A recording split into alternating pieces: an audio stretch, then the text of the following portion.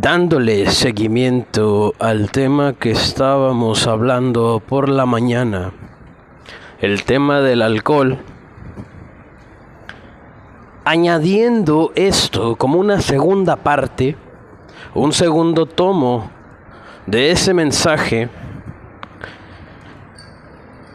que en esta ocasión se busca poner en duda la integridad moral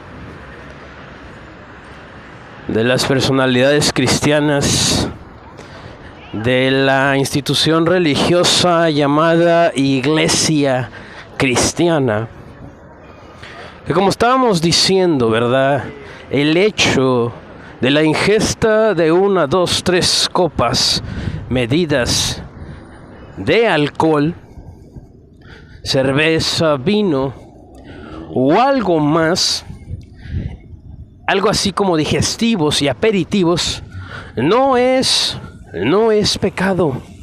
El pecado se refleja, se manifiesta en el momento en el que hay un uso excesivo del alcohol. Es decir, cuando se da lugar al emborrachamiento, al estado de ebriedad. Este es el río Aveiro, como ya te lo he estado mostrando. Es verdaderamente hermoso. Es temporada alta de turismo aquí. Llegan personas de distintas nacionalidades, principalmente europeas, españoles y mismos portugueses que vienen a conocer su tierra, como cuando los mexicanos van a Cancún, a la Sierra de Chihuahua, a la misma Ciudad de México. Vienen a conocer su propia tierra, que parece pequeña territorialmente y es pequeña comparada con otras naciones, pero en realidad el espacio, el territorio de vida de cada persona es amplio, es grande. Ahora, volviendo al tema, ese es el pecado, el acto de embriagamiento, el acto de emborrachamiento. Ahí es cuando realmente se cumple lo que está escrito en el libro de Proverbios de Salomón, que el hombre empieza a ver cosas que no son, empieza a oír cosas que no son, y en ocasiones terminan con situaciones trágicas de drama, como violencia. ¿Para quién será el ay? ¿Para quién será el ojo morado? Cada uno de nosotros que en alguna etapa de nuestra vida ha pasado por ese estado tan denigrante y bajo como lo es el alcoholismo, la ebriedad, de la cual Dios nos sacó de las tinieblas, de esas tinieblas a la luz inconmovible que resplandece en Cristo Jesús. Habiendo dicho esto, consideramos la otra cara del asunto. ¿Qué pasa, por ejemplo, con la industria, incluyendo la de turismo, incluyendo la de tu servidor, que laboralmente paga mi estadía aquí, mis viajes, que incluso genera y provee la pensión alimenticia de mi hijo y de la de muchos otros? ¿Qué sucede con esa parte? Primero que nada, ¿verdad?, debemos de saber que dinero es dinero, trabajo es trabajo, y realmente la manera en que se genera determina la calidad moral de ese recurso. Pero es muy importante considerar que muchas veces esto no afecta a quien lo recibe, ni debería de hacerlo. hasta el momento en que te declaras moral, espiritual, durante años y años, pero no sabes reconocer esta realidad que dinero es dinero. Sin embargo, altivamente alteras el mensaje de la verdad y promueves que el dinero no obtenido de manera honesta o dentro de los parámetros de tu verdad, algo así como lo que hace la iglesia cristiana en este tiempo, que habla y cita como perro ladrando y al mismo tiempo perro soñoliento, textos bíblicos diciendo que ningún borracho entrará en el reino de los cielos, pero cuando ese borracho se aparece, se cruza, se mezcla en sus caminos con un cheque en dólares, euros o pesos, con dinero en efectivo que quiere destinarlo como ofrenda, como diezmo, como un obsequio al líder religioso, entonces desaparecen esos textos bíblicos que tanto presumen, que tanto escogen, que tanto promueven.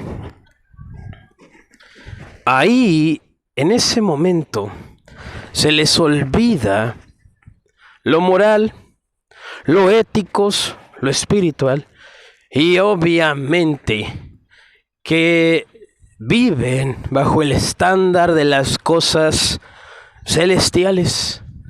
Se vuelven de un momento a otro tan naturales, tan materialistas, tan superficiales, tan vanos, como un ebrio, como un alcohólico.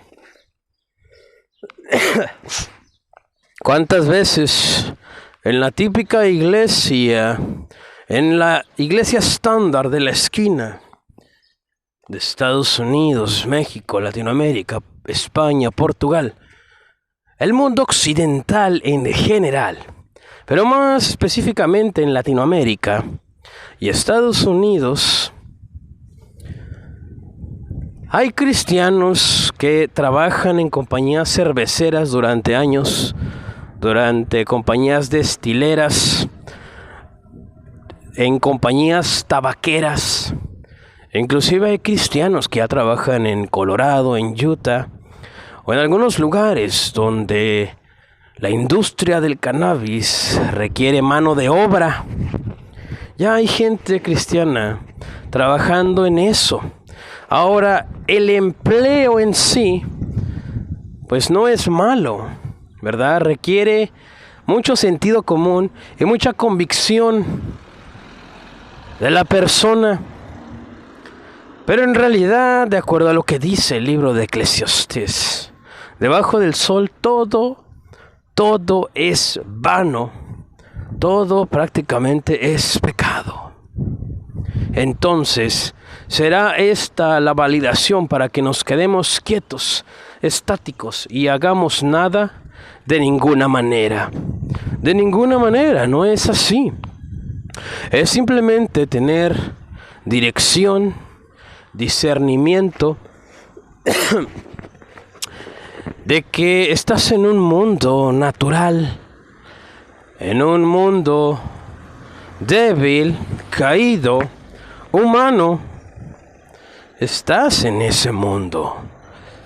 Entonces, es igual de culpable, veando la grabación, es igual de culpable la compañía cervecera, la compañía destilera de aguardiente de la localidad, igualmente la constructora que provee el servicio, el cemento, la mano de obra, el diseño, la arquitectura. Debemos de tener bien en claro que esa es la realidad. Ahora, realmente, como te lo he dicho tantas veces, el pecado en sí no es el probar, el degustar, el beber, la ingesta mínima de alcohol. El pecado radica en el exceso, en el embriagamiento. Ese es el pecado. Pero es más grande el pecado que comete la iglesia evangélica, la iglesia estúpida y torpe, de hablar santidad y otros conceptos celestiales y criticar a la sociedad con 1 Corintios 6 diciendo que el reino de los cielos no será heredado ni entrará ningún borracho.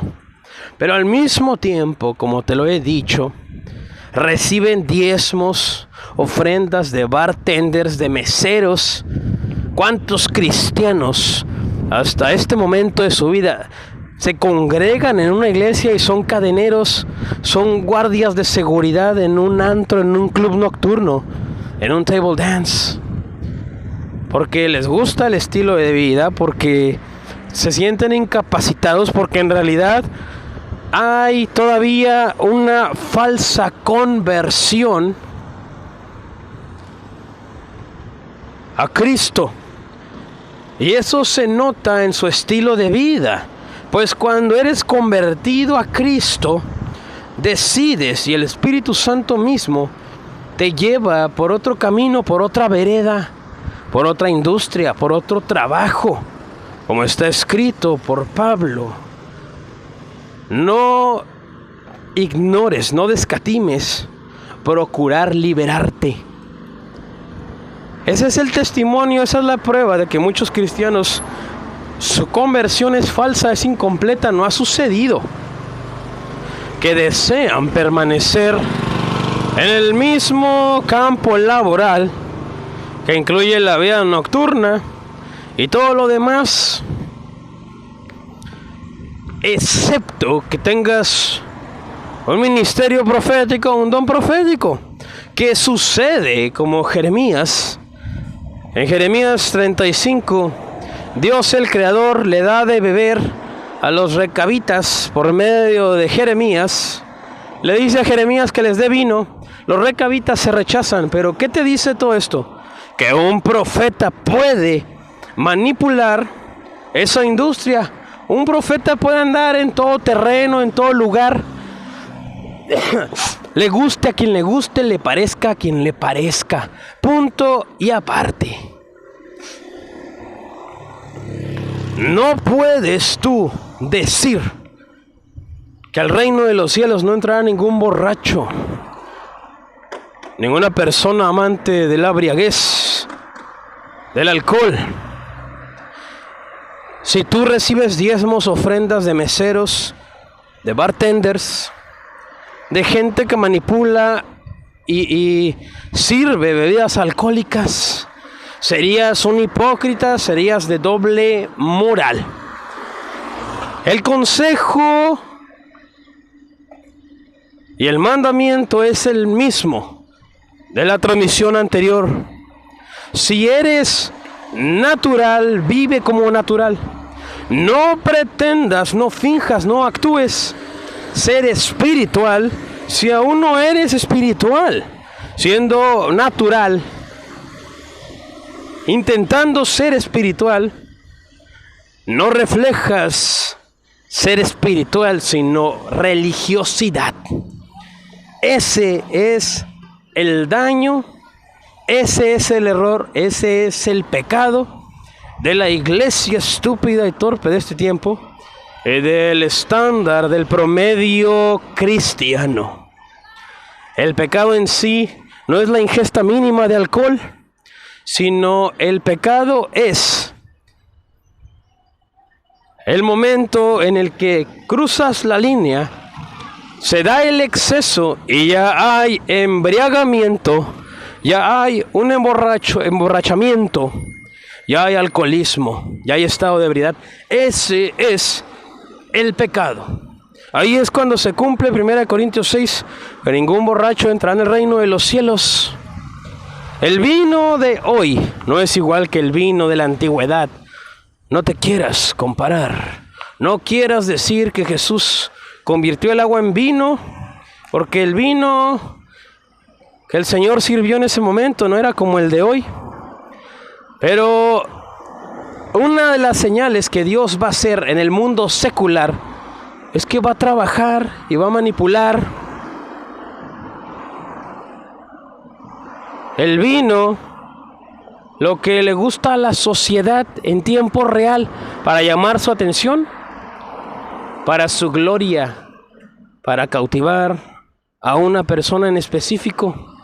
Todavía convierte el agua en vino. Nadie lo puede negar. Desde Aveiro, en Portugal, en este viernes 8 de junio del 2023, siendo alrededor de las 4 de la tarde, mi nombre es Eduardo Tejeda y esto es Evangelio Público, todo relacionado con el Evangelio por Eduardo Tejeda.